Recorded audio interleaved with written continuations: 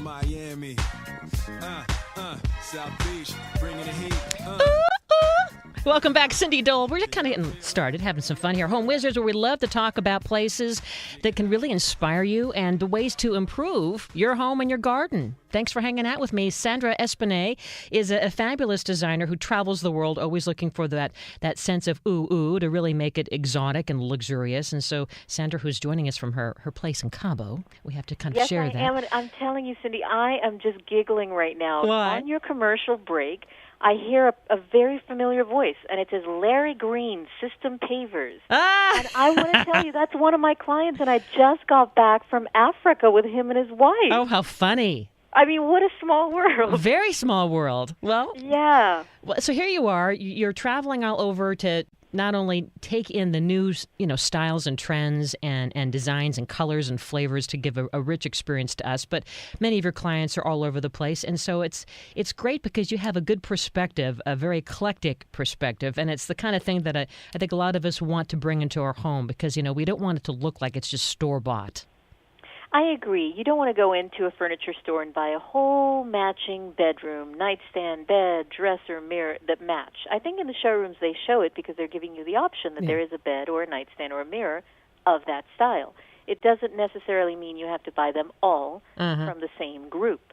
So when you mix and match and you get that updated feeling, eclectic feeling, it really makes your home more interesting. And you can adapt it to any style. For example, Larry and Debbie Green, who I just mentioned, are from Africa. So in their home, there's a few pieces from Africa, a few pieces that are store-bought. You mix it, and you have to know what interests you so that you can find pieces that matter in your home. Is there a rule then maybe, and as you're trying to infuse this room by room, like a 3 rule, like just have 3 things from Africa or 3 things from Cabo or something like that we can cling to? I wish there was a rule, it would be easy, but as soon as there's a rule, somebody breaks it and it's phenomenal and they do a great job. So no, I think it really is, there are things that you're not supposed to do, and you kind of go by that easier. So don't select everything from the same grouping. That would be a rule. Don't do a whole monochromatic room, everything in red. Those are rules that are pretty easy to understand why they wouldn't work. But then once it gets to the creative part of mixing and matching, that's where taste and style and experience comes in. So to my kitchen, which we're going to be remodeling in the coming months, and I liked when you were talking about one way to bring a sense of travel or different parts of the world might be something as simple as bar stools, and we're going to be needing bar stools.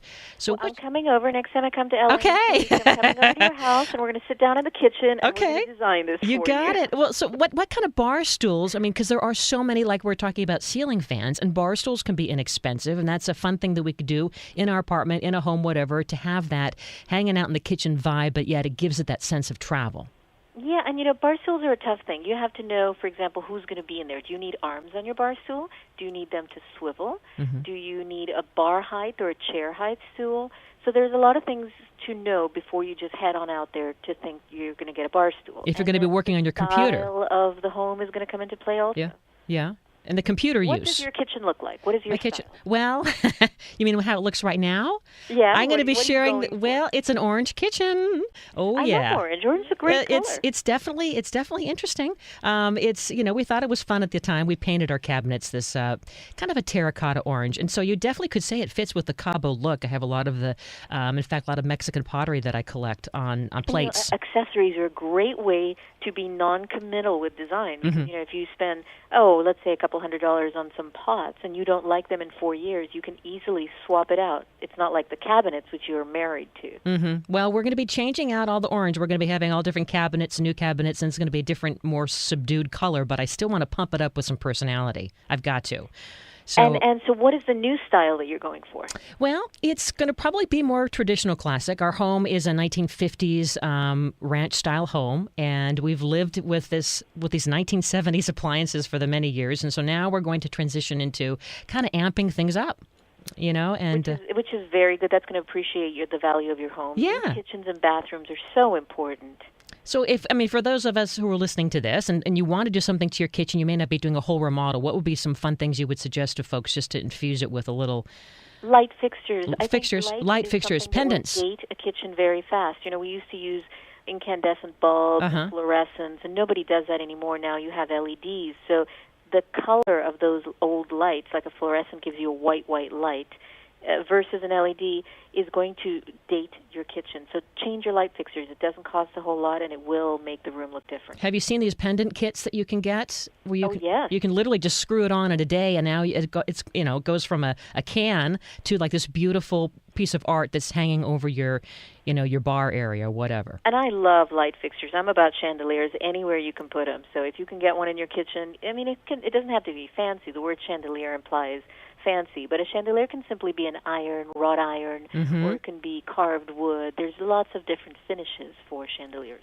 I bet that we know you're a great shopper. I bet that a chandelier would be an awesome thing to keep your eye out for the next time you take a trip, and the next time you're going to that, my favorite place, and bring that home. Yeah. One of my favorite things in my office is the chandelier as you're coming up the staircase, and everybody comments on it, and everybody wants to buy it, and I will not sell it. I found it in L.A., and it's a mid-century modern, and it's hand-blown Venetian flowers and the light comes out of the flowers, and it's really spectacular. And I saw it, fell in love with it, had nowhere to put it, so I put it in my office. Perfect. Why not? Why not have a sense of glam, right, and some bling in your office? Of course. I'm in my office a lot. I spend 8 hours a day here, so why not make it pretty, right? While we're on the office, I saw on your blog that you also have a great thing on, is your desk sexy? How do we have a sexy desk in our office? Oh, you are reading the blog. I love it. Well, I think a lot of people forget about their office space, and I spend a lot of time in my office, and good things happen to me in my office, so I want to make sure it's fabulous and sexy and really cool. I don't want to be stuck in a corner in a dark, dingy, messy place. So that's where that blog entry came about. One of my friends has a messy desk. So we started to talk, and I said, get rid of all this stuff. Make your office space beautiful. And I think there's a lot of ways to make your desk, your work area sexy. Make sure you have good lighting. Make sure you have appropriate storage so you don't have stuff piled all over the place. I think messiness is unsexy for sure. Mm-hmm. Getting just a great desk, whether it's from a garage sale or IKEA or whatever your price point. I mean, I think if you have a great desk that's an interesting shape and is ergonomically comfortable too, that's going to feel sexy. Because then you're going to feel creative and inspired and the placement of your desk. There's nothing more uncomfortable than putting your back to the door. So you want to be able to see people as they come into your workspace or as they're approaching you. So I think that is.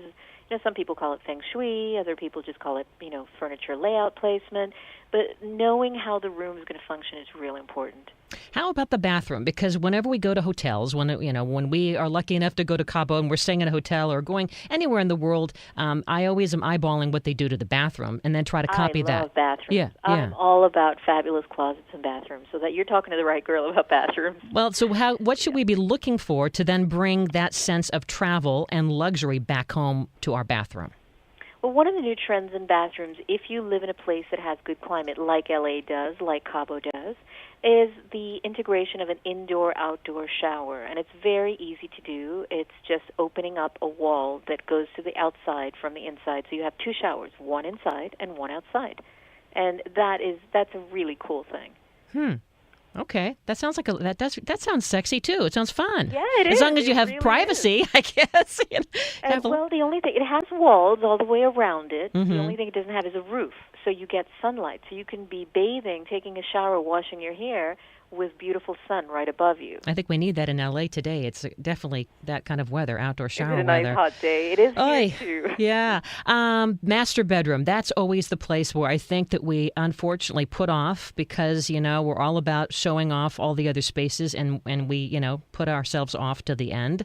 And how can we make our master bedroom, again, feel like it's... I think that mentality is really changing, and I'll tell you why. Okay. I think most people work hard, and you come home and you watch TV, you work on your laptop, you have your dogs, your kids, your husband, everything happens in your bedroom. So people are focusing more and more on their bedroom and making sure that it's as comfortable as they can afford to have it.